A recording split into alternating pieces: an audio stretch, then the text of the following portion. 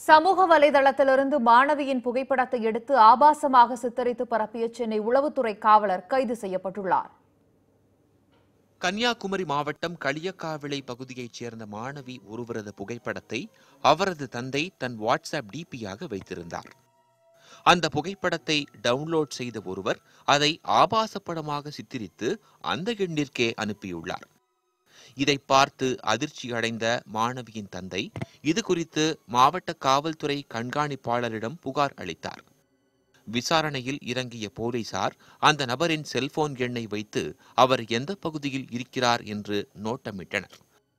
அப்போது 2 நாட்கள் குமரி மாவட்டத்தில் இருந்ததும் அதன்பின் சென்னை குமரன் நகர் காவல் நிலையத்தில் செயல்பாடு துண்டிக்கப்பட்ட நிலையில் இருந்ததும் தெரியவந்தது.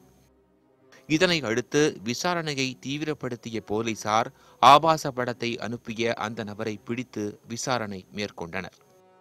அதில் அவர் கன்னியாகுமரி மாவட்டம் படந்தாலுமூடு மடிச்சல் பகுதியைச் சேர்ந்த செந்தில் என்பதும் அவர் குமரன் நகர் காவல் நிலையத்தில் உளவு பிரிவில் பணியாற்றுவதும் தெரியவந்தது. இதைத் தொடர்ந்து அவரை கைது செய்த களியக்காவிளை போலீசார் சென்னையில் இருந்து களியக்காவிளைக்கு கொண்டு சென்றனர். ஆவணங்கள் இல்லாத சிம் கார்டை பயன்படுத்தி பல பள்ளி கல்லூரி மாணவிகளுக்கு ஆபாச வீடியோ மற்றும் படங்களை அனுப்பி பாலியல் தொந்தரவு கொடுத்து வந்தது அவரது வாக்குமூலத்தில் தெரியவந்தது. இதைத் தொடர்ந்து செந்திலை குழித்துறையில் நீதிபதியின் இல்லத்தில் ஆஜர்படுத்தி சிறையில் அடைத்தனர்.